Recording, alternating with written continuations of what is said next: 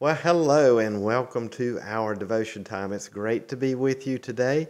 We are moving from one challenge in Abram's life to another challenge. So he's fresh off this life experience of looking into the promised land that God has given him, saying nope, and heads down south to Egypt, makes lots of mistakes, sins, and in the midst of that discovers God's amazing grace and is made a wealthy man instead of being ripped apart. And he heads straight back to Bethel to worship God. He's encountered God in such a powerful way.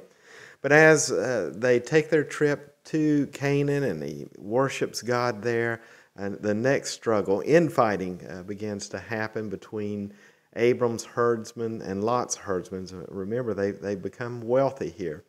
And so here they are returning to Canaan from Egypt with all of this livestock.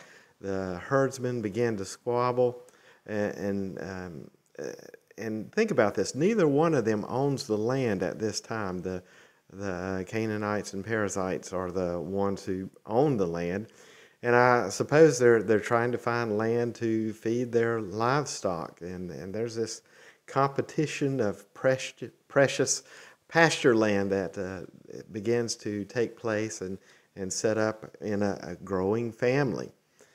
And here we are, whole competition. These are mine, that's yours, that kind of idea there. And it hits everyone at some point in time, and then offense comes. Woe to him who takes offense, but obviously there's an offense that comes, and then of course personal conflict. This town's not big enough for the both of us, and here's where Scripture describes this particular competition or conflict that's arising here. It's in Genesis 13, verses 5 through 7. Lot, who accompanied Abram, also had sheep, cattle, and tents.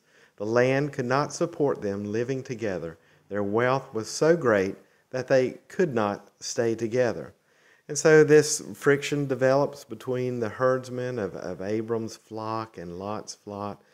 Personality conflicts and offenses are inevitable as groups come together and as groups live together. People get into this competition mode. In such situations, even good people can get caught up in heated arguments and controversies, and all these negative emotions which are attached come out as well. Unkind words are exchanged, feelings are hurt, bitter roots of resentment begin to sprout, and all of a sudden, neither truth nor the years of give and take in a relationship seem to matter anymore. Suddenly, all that seems to matter is that each party has the his and her are vindicated, and that's it. So as we think about this conflict, Lot has been following Abram. What's gotten into Lot? Why have things changed? Even though Abram and Lot have traveled together to and from Egypt, the impact of that visit that they had to Egypt and their encounter with God was profoundly different.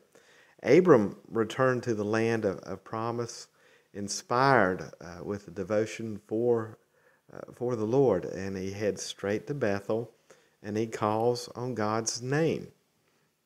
Lot, in contrast, appears to have been impressed with the good life that he saw in Egypt, the bustling commerce, the extravagant wealth, the inviting tropical climate, and this mighty river that gave lots of possibilities of food, of growth, of commerce.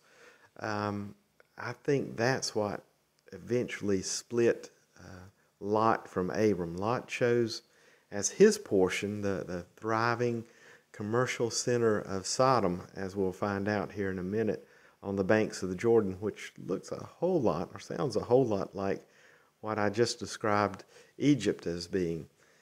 So the conflict, Abram's like, well, something's got to be done. You go your way, I'll go mine. And the scriptures tell us in chapter 13 of Genesis, on verse 10, that And Lot lifted his eyes and saw the entire Jordan Valley, for it had plenty of water, like the land of Egypt.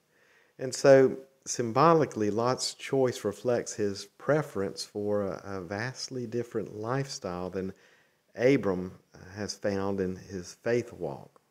Abram accepted the challenge of the promised land where life was dependent on rain, as our scriptures say, and thus was dependent on God.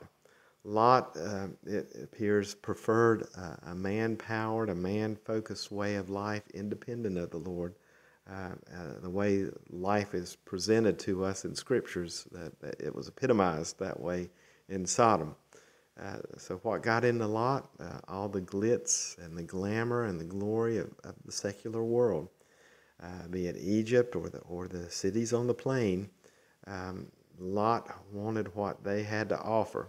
It was as if you think about it, much the same that got into Noah's contemporaries, and that we talked about several months ago, and what later got into the men and women's minds of the plain of Shinar, if you remember that, at the Tower of Babel. And it's the same thing that will get into you and to I and to our children if we let it. Never forget, or let our children forget, we were created for something much, much better than anything that the secular world has to offer.